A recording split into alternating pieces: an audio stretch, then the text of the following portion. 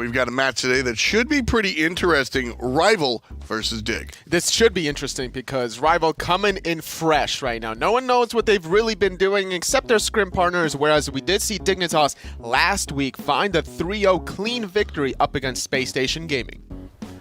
So this is the first week that we'll be playing in the SPL, and so far I think the move for everyone to come down to Georgia and be in the team house has been really smooth. I've really enjoyed, just having everybody around, and it makes practice a lot better because, you're able to kind of see each other's screens and see what people are talking about, as well as just like getting along outside of the game and, go to the gym together, just hanging out, like just doing whatever has been really fun. The first week here has been super fun. It's been super fun to meet everyone else on Rival, and it's been super fun to pretty much just meet and learn about all the personalities. We picked up going to the gym, which I've never done ever, and I'm 24 now, so and Max and Alec have been teaching me like technique and what to do and like what to eat kind of thing, and it's just been really fun just hanging out with everyone, basically just having fun, as friends. What are you talking about? I was right here. Yo, behind you. Behind you, Mike. Oh, that's cool. Look at wait, can it hide? There's a throttle here. No, I mean, let me just show. Look how fast it goes when you pedal. Look. All right, let's see this. Whoa, too fast. Shit, that's kind of cool. But my max speed is 30, right?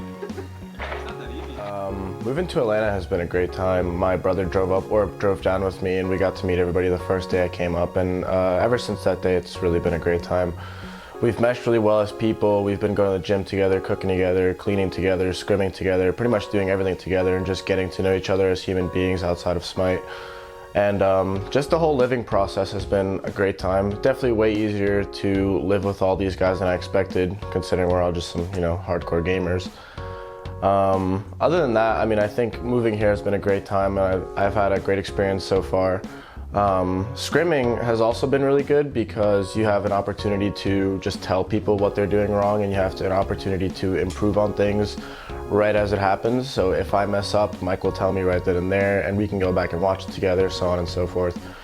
So I think moving here and scrimming here as a group in one room has been like a huge improvement for us, especially since many of us haven't played together. They'll just poke and they'll be like, oh fuck, this is our strat, we're meant to invade the speed. They literally just walk in. Well, this was SK. The problem is we've just got one team to think about. But they were like, well, what do? We can't just go back to our lanes. We've got to just funnel into us, and then it gets to the point where I can just come over and like 3v2 them. And if I'm Achilles, or I can just burst speed if they. If I'm Achilles, I'm autoing them a lot more. I'm hitting them because they can't get out of my range of my autos.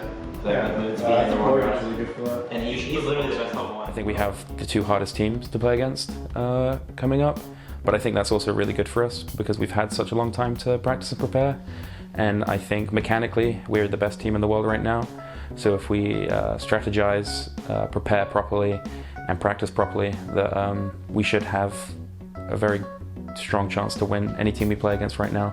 And it'd be really helpful to know and really good to know and see how we match up against these players that are considered best in the world right now. So I'm feeling really confident.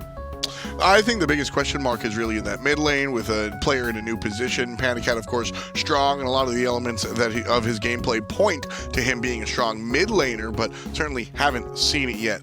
Again, new players coming in, so rosters have been changed, and we haven't seen these guys play on the big stage yet. You can scrim all you want. You can scrim from 12 to 12, homie, but it's not the same thing until you put those shoes on, stand on your toes, and dance for the recital. So Thursday we played against Dignitas. Unfortunately, we lost in a 3-2, but we did take him to a game 5 after going down 2-0. And I think a lot of the game was lost just on us misplaying and them playing off of our mistakes, not so much them outplaying or out-drafting us. So I think it was a big confidence boost for us as a team because, we made a lot of mechanical misplays and a lot of stupid decisions, but looking back on it and thinking about it, we know we could have taken, 3 out of 5 games, one of the best teams in the scene. Game 1 we just lost kind of straight up. They kind of just outplayed us if I remember correctly, and then game 2 we threw at a fire giant call and I just couldn't do anything for the rest of the game. Game 3 and 4 were really good. I think all the games were about 50 minutes long, so it was a great viewer experience and a great gameplay experience. And it was unfortunate we lost, but The 3-2 was great for us as a confidence boost and just to really prove to ourselves that we have what we need to win. I'm glad that we could kind of pull through in the long games and the long sets, because that's always been a big part of what I believe makes the strongest teams, is the teams that stay in it even after coming down a game or two, and being one game away from being knocked out and losing the set. It was a good starting set for us, even though we lost, and we definitely felt like we could have pulled it out in the end. And I think playing against Variety was really fun, and I learned a lot from playing against him. So overall, I'm just really happy with how he played, and looking forward, should be good. For PK, I guess it's the team that the community has consistently hyped up the most, or says, best player in every role and all that. And I think pretty similarly, I think that's that narrative is really overplayed and overhyped. So I really want to see how we stack up against that team, because in my opinion, I think every team is pretty much on even playing field in terms of who could come out on top while everyone's meshing together and figuring out what to do. So I think it'll be, even if we were to lose this week, I think it'll be a good measuring stick of what we need to improve on and all of that, but I'm going in super confident into every game, as always. I thought the reason that Energy did so well in Season 2 and 3 is mostly because Emil and Yamin just carried them. Adapting had nothing to do with it, and I was better as a jungler throughout. You want to play off wash, or is everyone comfortable with that? Yo, Pete and Alec, let's focus it up. Do we want to play Farm Hera? I don't want to play X-Ball. You don't want to play That's the only thing I don't. We can't play an X-Ball off wash, or even Fafnir If they pick Fafnir, I'm okay with taking X-Ball off wash. Yeah, I agree. If they pick X-Ball, we have to take off wash. Yeah. I don't. The big set. If you learned anything from that set, what did you see from the Knights last week? What's the most interesting start of all the level ones that you've seen so far, and your predictions? Wait, I feel like we shouldn't answer that. The level 1 thing. The level 1 thing. Well, what's the most interesting one? You don't have to give. Yeah, just don't give away. You're saying Gilmar walking in and dying at speed is great. Something like that. Whatever. I love what SK do. Dying, baby. 3, 2. Thank you. At the desk, I'm here with the other European jungler, Mr. Benjamin Knight, Captain Twig from Rival. What have you learned from your last long set yesterday? The biggest thing I learned is that we're just not good enough right now, and so we're not really looking forward to this set because PK are better than Dig as well. So, interesting words. So speaking of the Pittsburgh Knights, what have you learned from their set last week up against SK? Well, the biggest thing I learned was across the board on paper, they're just better individually as players than us. Some interesting words coming so far from Benjamin Knight. We'll see how that actually translates into his gameplay. Out of all the interesting level 1 starts that you've seen so far, which one is piquing your interest? So far, the only one that really impressed me was SK's start against PK. All those 3 games, just dominating. What are your predictions for this set? Is this going to be an 0-3 for you guys? Probably, I'd say 3-1. I think we could maybe make it look good, but when it comes down to actual skill level, there's just no chance. Well, these are the words that you've heard from Captain Twig. Thank you again, Captain Twig. Back to you at the desk. What? I don't know what that was. I didn't think you were gonna go that hard with it. What the fuck?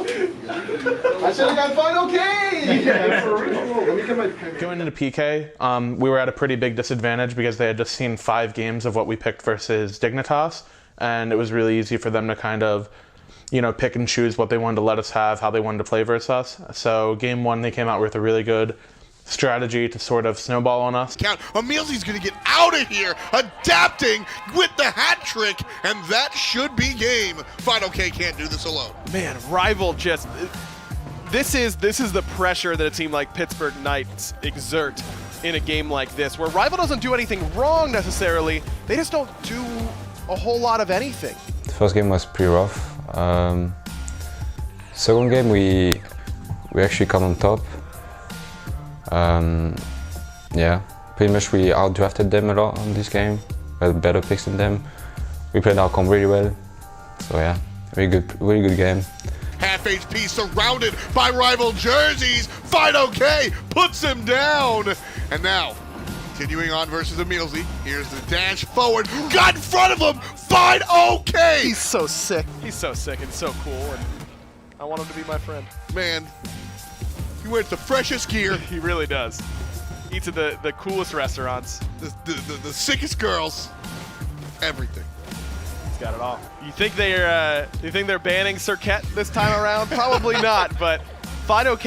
It's a conversation. So impressive. Third game was really rough because they picked really high pressure. I fall really behind in the dual lane, and then yeah, they stumbled out of that. Game fights, it was hard for you to get onto them. And then I felt like the game was in stasis mode. I couldn't see a fucking thing. Well, I felt like it was hard. Well, I felt like I would just keep fight. I felt like I just kept comboing them and we couldn't really fight. Like I kept comboing them in mid over. What felt like the issue? What was like? I just feel like we didn't take a fight. I mean, look at our player damage; it's so low. Like I did 6K. Well, how did we get 4K behind without a golf period?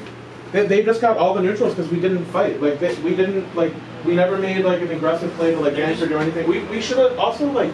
You guys got to be better about getting early wards. Like, I can't just ward for everyone. You should pick something that's aggro early as possible and literally just go blink and run it down. Even Rat, I know you said you don't love it. I can play Rat. I can. You can ban Balloon and then I can pick a high pressure solo and we can just crank crack. We are going to go ahead and start moving towards game number 4. Picks and bans are now on the screen. Rival will be in the first pick spot, and now their backs up against the wall because not only was the loss, but Taco, that one was relatively quick, and they didn't have very many options at all in that game to feel like they were playing back. It can be tough to reset mentally after that kind of loss. But zero surprises. This is a band that I wanted to see in the last game, and I think that Rival aren't going to take their chances with any longer. Still one last pick selection to go, and at this point with Fenrir and Achilles on the board, it could be for any role. I think it's still up in the air. You want an Arachne at this point, Taco. Why Arachne?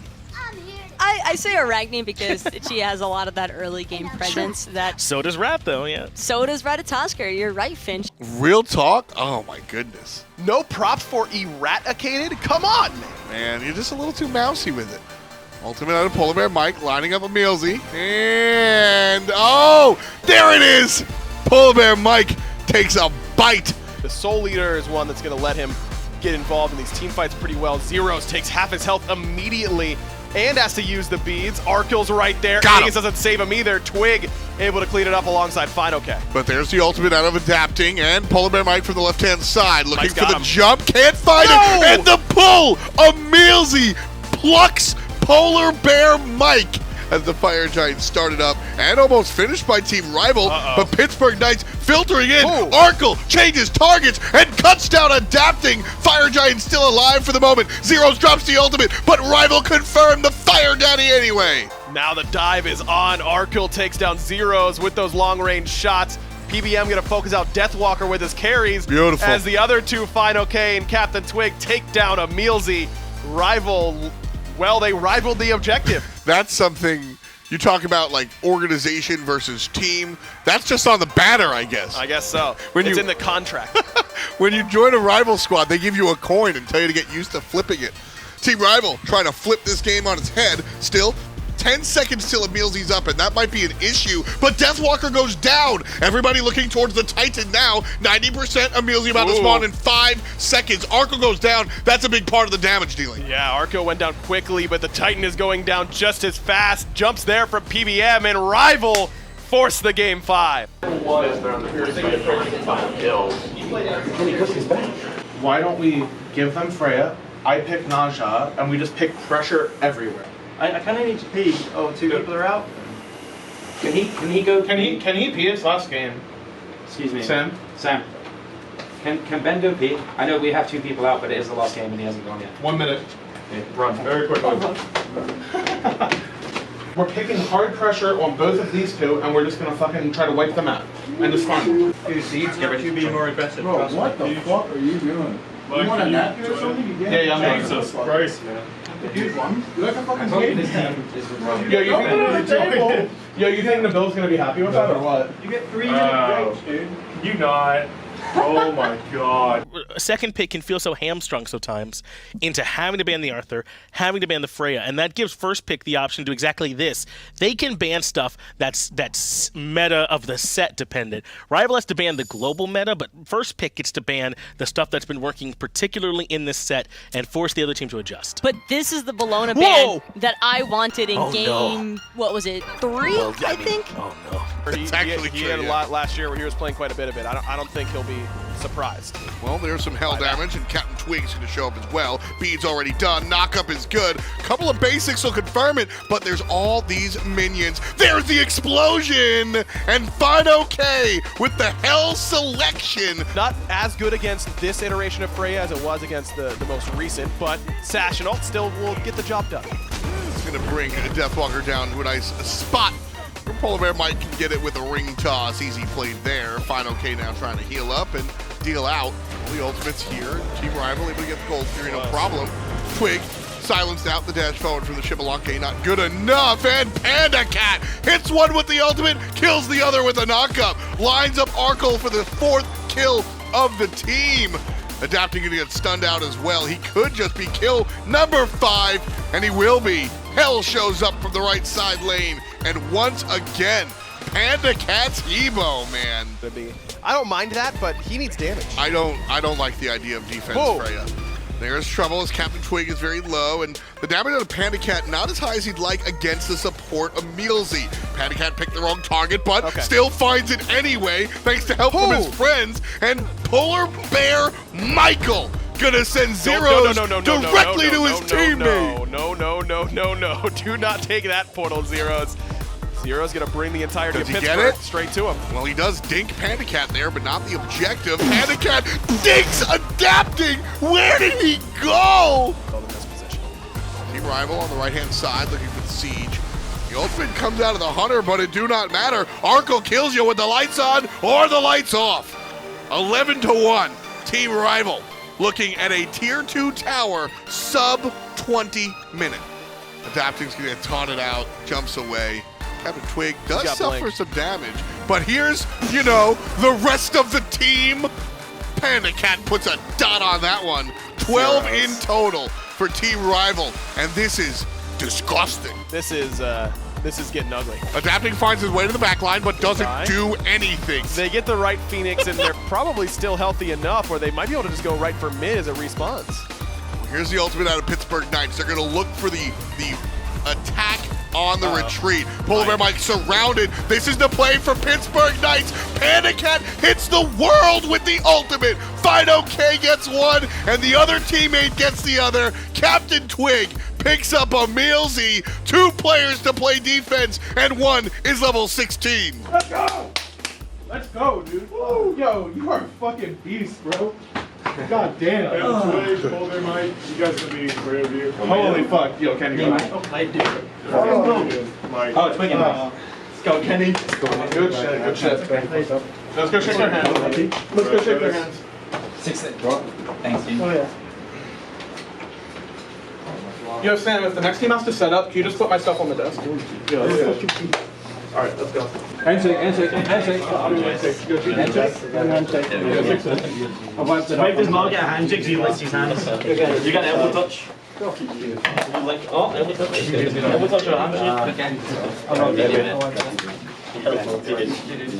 Twig licks his hands. Fuck chicken nugget. Ever. Rival just had full control of this match. The second that the clock game timer even started counting down, I don't even want to say from the 0-second mark onwards, because they were just so vastly in control. It just wasn't even close. You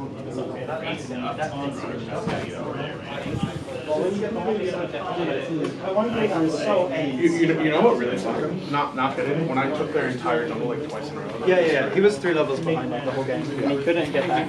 Game 5 each game? Yeah, for real, man. These weren't all an hour long, right? Dude, that was fun though. I actually said before the set I wanted the game to go to 5 even if we lost, because you just learn more. It's so sick to see like a team grow. We actually ended up beating Pittsburgh Knights, and I'm super excited about it. I think I popped off really hard and showed what I can bring, even against players like Deathwalker, like some of the best players, or what people say are the best players in the world. And Pittsburgh is like a super team, and everyone's been saying that they're going to be the best in the world. And I think we kind of showed, like, even though they're a pretty new team, and we're a pretty new team, and we just showed that we have so much potential. And second set, like, it's just amazing. The best of 5s are so fun to play, and I'm just really happy with everything right now. In the end, I think we just had better pocket picks and kind of surprised them more than they did us. So I'm pretty proud of how that went. I think everybody played really well. I think we're still growing a lot as a team and making a lot of poor decisions that are going to be ironed out in the next few weeks. I think the Knights played better than Dignitas did in terms of bleeding us out and picking better comps than we did, and really taking advantage of what they could have done versus us. A lot better than Dignitas did. It wasn't just an all-out brawl. And I think they did outplay us games 1 and 3. I think we lost, but after we just figured out how to really play against them, how to really get in their heads and pick around what they want to do, we were able to beat them in a game 5. So we just finished our set versus PK. I think we're all really ecstatic with how we performed and the drafts especially. I think that's one really strong suit is our past 2 sets. I think we've outdrafted every single game except maybe 1 or 2. And I think we played really well. We've made small individual mistakes that have caused us to lose the early games, which kind of snowball, and we kind of get shut out really early. But I think once we start playing more disciplined in the early game, we've been performing really, really well, as well as we want to.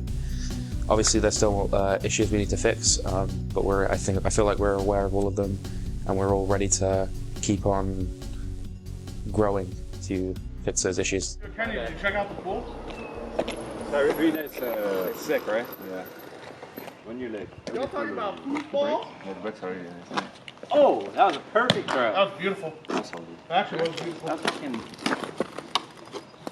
Gonna fight? I know.